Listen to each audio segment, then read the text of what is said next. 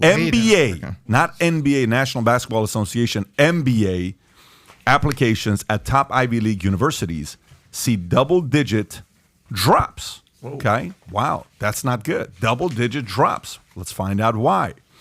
Well, major MBA programs like Harvard Business School have reported steep drops in applications due to a tight labor market and expensive cost of the degrees, which have pushed many would-be applicants away. Undergrad programs are also seeing declines in enrollment as younger generation of high school students are rethinking the value of a college degree, as many are beginning to question the return on investment or quality of education. Harvard Business School, which has long been regarded as the nation's top business school, saw MBA applications tumble by more than 15% this semester. Wharton Business School, the University of Pennsylvania, another MBA program, recorded a more than 13% plunge. Tom, thoughts on MBA applications? Are they no longer as valuable as they once were, and why are we seeing these types of double-digit drops? Well, let's parse it real quick. The first is that the applications are dropping by double digits.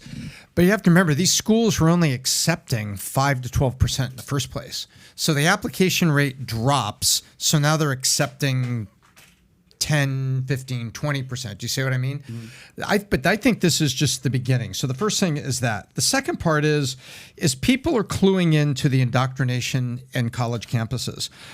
Everybody knows one of my daughters is getting really close, and it's time to do college visits. And I went on a couple college visits over the course of the last month. There'll be no more until spring break, but we went on a couple. And I'm not going to name the institutions, but I will say there was something in common. There were rational parents that were there with really good achieving kids, talking about SAT scores, ACT, but the tour guides in both cases were woke, over the top, and open about their sexuality, and talking about the college campus being this open, welcoming place. And I saw parents looking around saying, okay, it's okay to say, hey, I'm gay on campus. I feel good. There's a lot of good support and everything like that. I have no problem with that. But they went on and on and on, and it was like a key part, and it was the first part they made. There was a lot of parents that came back, said, you know, I love the business school at this university, but I don't dig that. Tom, and we're not going to announce the schools, but these are big names, guys, that we're talking about. Top 20 in the United States. Yeah, you know both schools. But what do you mean by they kept making an effort? Can you be a little bit more specific without mentioning the school's name? So you go in and sit down, and you get an orientation of the admission process. How many people are there with you? Other parents and kids? There's 150 people in the room. 75 kids, 75 parents. Yeah. Really good, rational parents. Everybody I met was very good. They were concerned about their kids' education, asking about financial aid, standard things.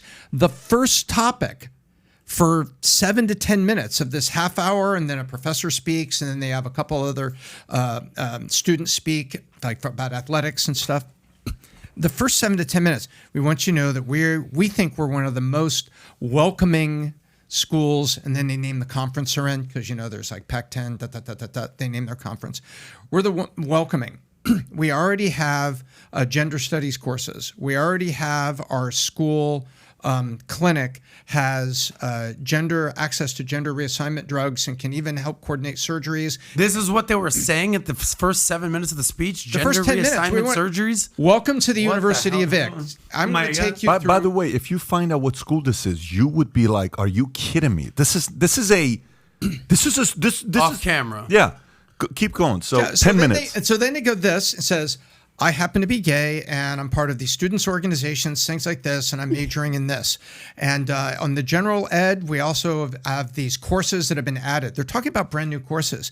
A gender studies course, you know, a gender reassignment, the political implications of America course. I'm like, that was fast. There's a GE course in social studies that you can now take in this. And they go there finally at like the 12-minute mark. And now I'm going to give you a summary of our School of Business, our School of Engineering. And they did that elegantly, beautifully. I don't care that he was gay. He did a great explanation of the rest of the schools. But he opened with this whole woke and everything we do for you before he got into it. Do you think that is that person's sort of their 2 cents, their opinion, or is that I indoctrination from did the think school. that till a week later. I went to a second school, Oh wow. And then what happened and there?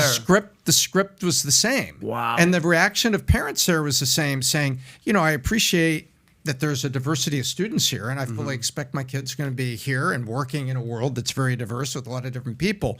But what the hell was that first 10 minutes about? Yeah. Now, Tom, I don't need the name of the school. We're going to respect that. What state is this in? No, you can't give it. Can't even give the Can't state? give it. No. No, you cannot give it because Top two different 25. states. I Top wouldn't say 25. it. It's just top off camera. 25 He'll school. tell you, but Okay. you cannot. Very What say is it. the? Interesting. Can we And get an so- estimate of the cost, the annual cost to go to a school like For the that? gender reassignment or the school? No, both of these schools are in the 60,000 a year range. Okay. Where you're talking 40, You know what school it is. 40, 20. I'm sure. You're talking His 40, daughter's 20. got a 4.6 GPA. You know exactly what school it is. These are top 25 schools. And Yeah, I don't even know you can get higher than a 4.0. But so now we're what's- going to 4.6. Holy crap! so what is happening? the here? point is, getting back to the MBA thing, you have a lot of people that are sitting back saying, okay, is this education or is this indoctrination? Wow. And a woman about 50 years old with a daughter who was a very strong athlete and was considering the school for an athletic scholarship that she got. So they're there to go on a tour, and they wanted to go to the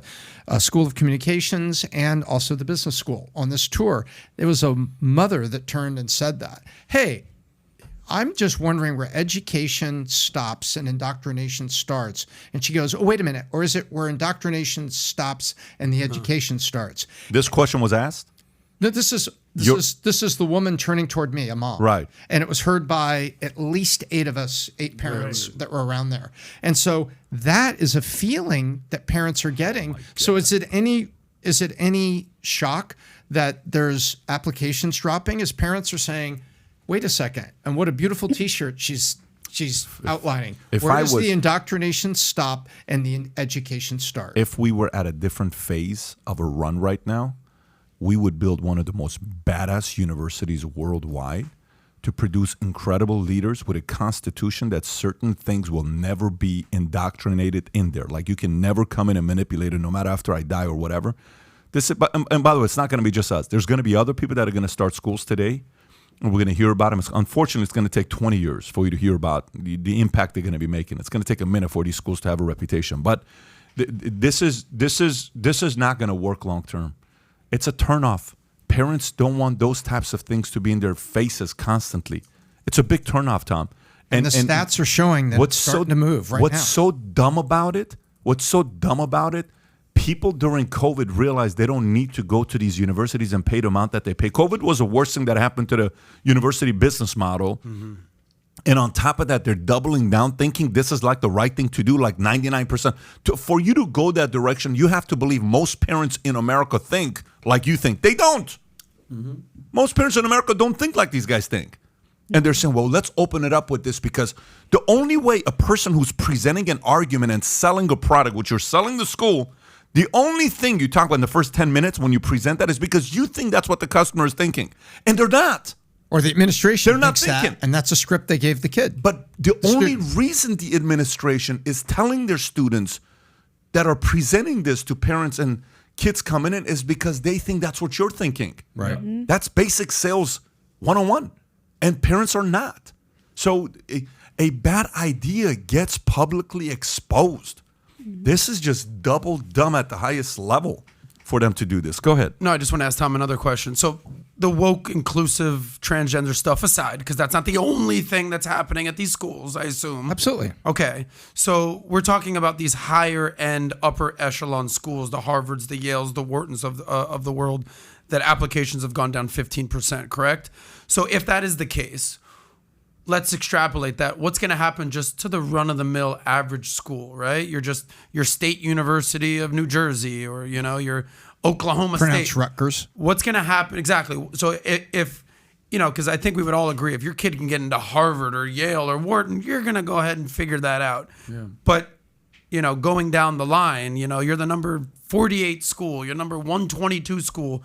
What's going to happen to those schools? That's my question. There's also a thing that Pat's been talking about for a while, and it's on the cover of Bloomberg, I think last 2 weeks ago, and it talked about that the forgiveness of the student loan debt is not the biggest problem, at higher education. It's also what they've done counter to inflation and what they've done to the cost of it. And so there's like three issues in education right now. Number one is people during COVID discovered, I don't have to be on campus and spend all this to get the same. I was forced to be in online classes, and I learned calculus just fine, thank you. I was able to read the book on English literature and represent my report and debate it a little bit just fine, thank you, online, the Zoom class. So the first thing is you don't have to be on campus. The second thing is the cost is just completely out of hand. Is this the cover story like Bloomberg a couple of weeks ago? Because finally, this is Michael frickin' Bloomberg's namesake running a front page story on the perils of higher education is the cost. And then the third issue is what Pat just brought up. What they think the customer wants in their echo chamber and what the customer really wants are not the same thing.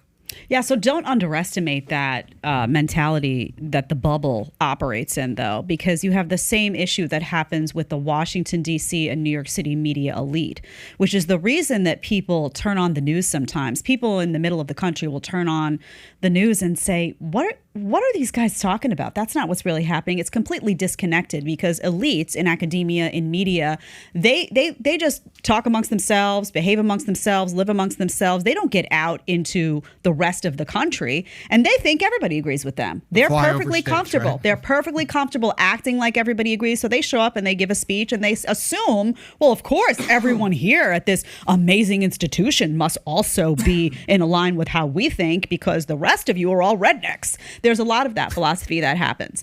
And one thing that Tom said, interesting, that the mom who asked that question to you and you said a group of people, that's a mom to an athlete. So you can guarantee that she's thinking about, well, is my daughter now going to be competing against biological men? Is this, and I can guarantee you that was going on in her mind. The whole Ivy League swimming. Yes. And one thing I will ask people, which is a really interesting question.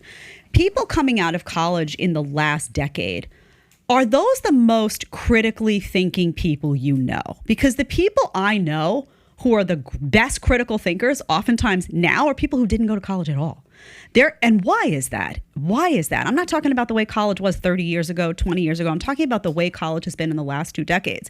It's almost like you raise your children, you raise them with the hope of them being critical thinkers. They go through the school system, they get to college, and they come out of college less able to think for themselves.